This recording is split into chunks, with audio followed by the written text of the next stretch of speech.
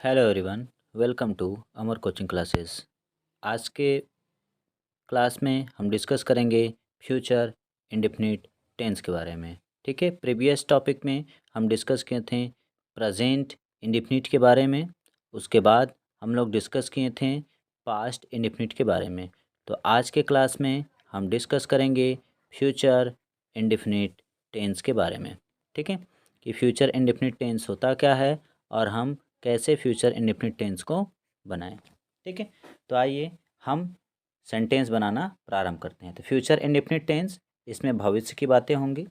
ठीक है, इसमें भविष्य के बारे में बतलाया जाएगा कि जो कार्य नेक्स्ट टाइम होंगे। जैसे सपोज दैट मैं कल पढ़ाऊँगा, तो अब जब कल पढ़ाने के लिए बात हो रहा है, ठीक है, मतलब भविष्य की बातें हो रही है, मीन्स फ्यूचर की बातें हो रही हैं। ठीक, फ्यूचर की बातें हो रही हैं, इसे हम बोलेंगे फ्यूचर इंडेफिनिट टेंस। ठीक है, तो आइए अब इसका हम जान जाते हैं कि आइडेंटिफिकेशन क्या हो जाते हैं, मीन्स कि हमारे जो है पहचान क्या हो जाते हैं, कि कैसे हम सेंटेंस आएगा तो हम पहचान पाएंगे। ठीक है, कि किस प्रकार के सेंटेंस रहेंगे तो हम कैसे समझ पाएंगे कि यह जो है कि फ्यूचर इंडेफिनिट टेंस है। तो किसी भी वाक्य के अंत में गा, गे, गी इत्यादि शब्द यदि आ जाते हैं तो वह वाक्य जो है फ्यूचर इंडेफिनिट टेंस का कहलाता है। जैसे वह घर जाएगा, वह घर जाएगा।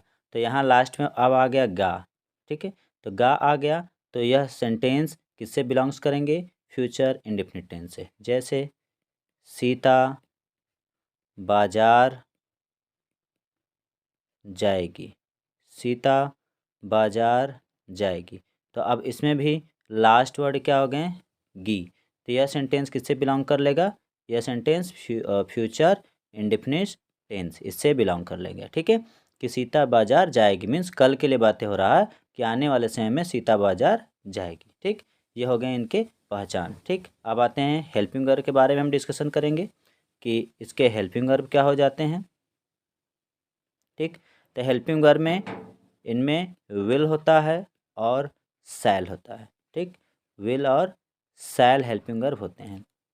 ठीक, तो अब इसमें जो है कि यदि आई और वी होता है, आई और वी होता है तो इन सभी के साथ हम सैल का प्रयोग करते हैं। बाकी सभी जो सिंगुलर होंगे सब्जेक्ट या फिर प्लूरल सब्जेक्ट होंगे, सिंगुलर होंगे या फिर प्लूरल सब्जेक्ट होंगे, उन सभी के साथ जो है हम विल का प्रयोग करेंगे। ठीक है, फिर से समझ जाएंगे। यदि जो है कि आई और वी रहेगा, आई और वी रहेगा तो इसके साथ हम सैल का इस्तेमाल करेंगे हेल्पिंग वर्ब, और जो है बाकी सभी जो सिंगुलर होंगे या फिर प्लूरल सब्जेक्ट होंगे, इन सभी सब्जेक्ट के साथ हम हेल्पिंग वर्ब विल का प्रयोग करेंगे। ठीक है, बट इसमें भी कंडीशन यदि होंगे। ठीक है, कंडीशन इसमें क्या रहेंगे कि यदि जो है कि किसी भी वाक्य में यदि बोध बहुत जोर का दिया जाए या बतलाया जाए, अवश्य का बोध हो। ठीक है, अवश्य का जब बोध हो तो वहाँ पे आई और वी के साथ हम विल का प्रयोग करते हैं, आई और वी के साथ विल का प्रयोग करते हैं। ठीक है, बाकी नॉर्मल केसेस में हम सेल ही लगाते हैं, नॉर्मल केस में हम सेल लगाएंगे। लेकिन यदि वाक्य में जोर दिया जाए या अवश्य का बोध हो तो वहाँ पे आई और वी के साथ हम विल का प्रयोग करेंगे। ठीक, यहाँ तक समझ में आ गया होगा।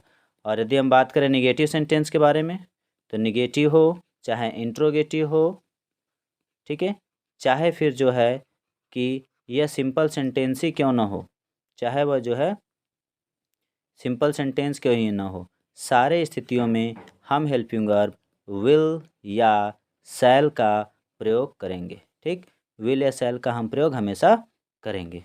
ठीक है, अगर निगेटिव आ जाएगा तो हम नॉट लगा लेंगे। ठीक है, सेंटेंस में नॉट लगा लेंगे। ठीक है, और यदि जो है कि इंट्रोगेटिव यदि सेंटेंस आ जाते हैं, ठीक है, इंट्रोगेटिव सेंटेंस आ जाते हैं तो हमें दो प्रकार से बनाएंगे।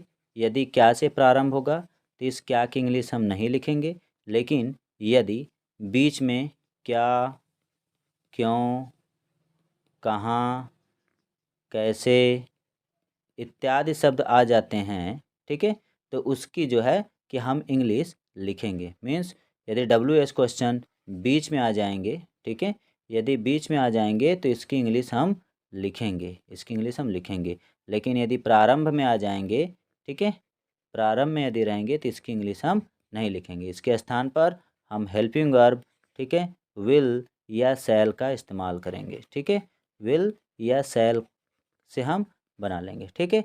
आई होप रूल आप लोगों को समझ में आया होगा, ठीक है। आइए हम कुछ सेंटेंस बनाने का प्रयास करें और जानें कि कैसे सेंटेंस हम फ्यूचर इंडेफिनिट टेंस का बनाएंगे। जैसे सेंटेंस है वह बाजार जाएगा, वह बाजार जाएगा, ठीक है, ये सेंटेंस हो गया। अब इसे हमें बनाना है तो हम क्या करेंगे, पहले लिखेंगे वह का इंग्लिश, ठीक है, वह का इंग्लिश हो जाएगा ही। उसके बाद जाएगा, तो यह सेंटेंस किस टेंस का हो गया, फ्यूचर इंडेफिनिट टेंस का है। फ्यूचर इंडेफिनिट टेंस का हेल्पिंग वर्ब क्या होता है, विल होता है और शैल होता है, ठीक है। तो अब ही के साथ क्या लगेगा, विल लगेगा, ठीक, चाहे सिंगुलर हो चाहे प्लूरल हो, इन सभी के साथ विल का प्रयोग होगा, ही विल।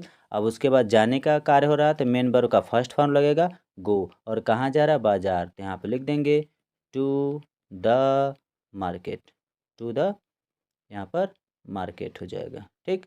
तो हो जाएगा वह बाजार जाएगा, he will go to the market, ठीक है, तो हो जाएगा he will go to the market, ठीक है। दूसरा, तुम बाजार नहीं जाओगे, तुम बाजार नहीं जाओगे। अब इसे हमें बनाना रहेगा तो हमें क्या करना पड़ेगा कि हमें लिखना रहेगा पहले यू का इंग्लिश, तो यू, तुम का इंग्लिश, तो तुम का इंग्लिश क्या हो जाएगा, यू।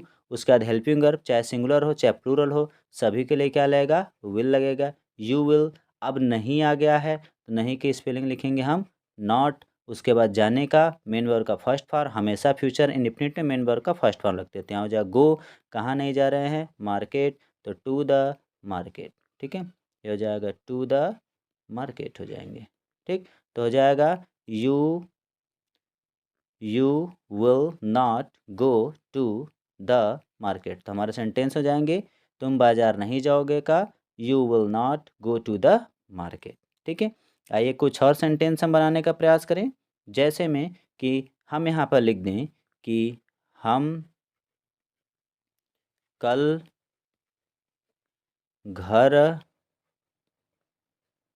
कैसे जाएंगे, कैसे जाएंगे, क्वेश्चन मार्क, यहाँ पर हो जाएगा हम कल घर कैसे जाएंगे, हम कल घर कैसे जाएंगे। अब ये इंट्रोगेटिव आ गया, और इंट्रोगेटिव में इंट्रोगेटिव ये बीच में आ गया है, ठीक है, इंट्रोगेटिव जो वर्ड है ये बीच में आ गया है, तो इस कैसे की इंग्लिश हम पहले लिखेंगे, तो यहाँ पर हो जाएगा हाउ, ठीक।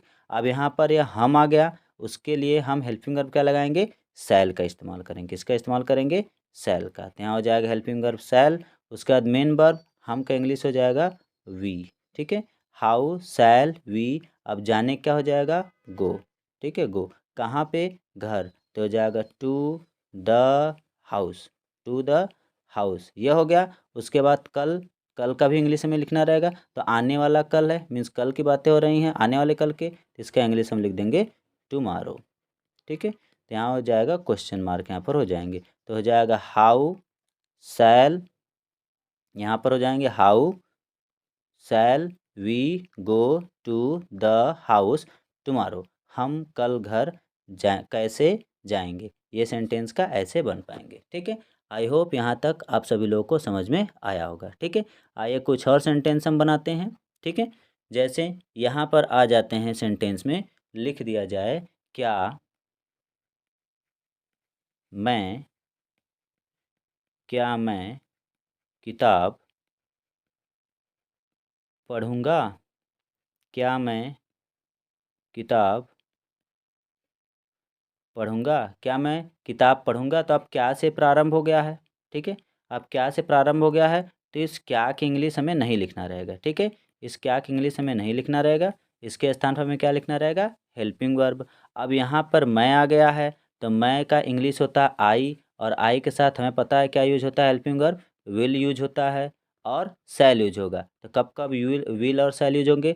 यदि अवश्य जोर का बात किया जाएगा तब विल, अन्यथा सामान्य केस में हम शैल का। तो चेक कर लेते हैं, क्या मैं किताब पढ़ूंगा, ये सामान्य बातें बोला जा रहा है। अगर यह रहता क्या मैं अवश्य किताब पढ़ूंगा, तब हम विल का प्रयोग करते हैं। लेकिन सेंटेंस में कहा है क्या मैं किताब पढ़ूंगा, तो इसके लिए हम इस्तेमाल करेंगे शैल का। तो हम बनाएंगे यहाँ पर शैल लिख देंगे, ठीक, क्या कि इंग्लिश नहीं लिखेंगे, शैल। उसके बाद जो है सब्जेक्ट, सब्जेक्ट हमारा मैं है, मैं की इंग्लिश होता है आई, शैल आई। उसके बाद पढ़ना का होता है रीड, ठीक है, मेन वर्ब का फर्स्ट फॉर्म, तो रीड। उसके बाद क्या पढ़ेंगे, बुक, ठीक है। तो शैल आई रीड द बुक, ठीक है। तो यहाँ पर हो जाएगा शैल आई रीड द बुक, ठीक है। ये हो जाएंगे सेंटेंस हमारे बन जाएंगे, ठीक है। कुछ और सेंटेंस आइए देखते हैं कि जिसमें अवश्य का बोध रहता है। जैसे हम अवश्य पास होंगे, हम अवश्य पास होंगे, हम अवश्य पास होंगे। जब ऐसे सेंटेंस हो जाएंगे तो अब इसमें जोर दिया गया कि अवश्य की बातें अब किया जा रहा है। जब अवश्य की बातें करेंगे तो हम जो है पहले लिख लेंगे हम की इंग्लिश, वी हो जाएगा। अब वी के साथ हम शैल का यूज़ नहीं करेंगे, हम किसका यूज करेंगे, विल का यूज करेंगे, विल का। तो वी विल, उसके बाद पास होना का क्या हो जाएगा, ठीक है, पास, वी विल पास, ठीक है। और ये क्वेश्चन मार्क नहीं रहेगा, फुल स्टॉप, यहाँ पे फुल स्टॉप रहेगा, ठीक है। ये हो जाएगा वी विल पास, ठीक है।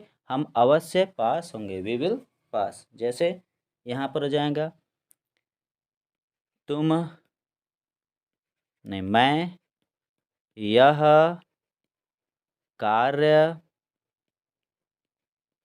अवश्य कर लूँगा, अवश्य कर लूँगा, ठीक है। तो ये सेंटेंस आ जाएंगे। तो कैसे हम इसे बनाएंगे, तो सर्वप्रथम हम इसको बनाएंगे, मैं का इंग्लिश लिखेंगे, सब्जेक्ट, सब्जेक्ट का हो जाएगा आई हो जाएगा। अब इसके अनुसार हमें हेल्पिंग वर्ब, अब यहाँ जोर दिया जा रहा है, अवश्य की भावनाएं हैं, तो यहाँ पर हम शैल न लगा के हम यूज करेंगे विल का, ठीक है। यहाँ पर लिखेंगे आई विल, ठीक है। अब कार्य करना का मेन वर्ब चाहिए, तो हो जाएगा डू, आई विल डू यह कार्य। तो यह की इंग्लिश क्या हो जाएगा, दिस हो जाएगा, और कार्य का इंग्लिश हो जाएगा वर्क हो जाएगा, ठीक है। तो हो जाएगा I will do this work, ठीक है।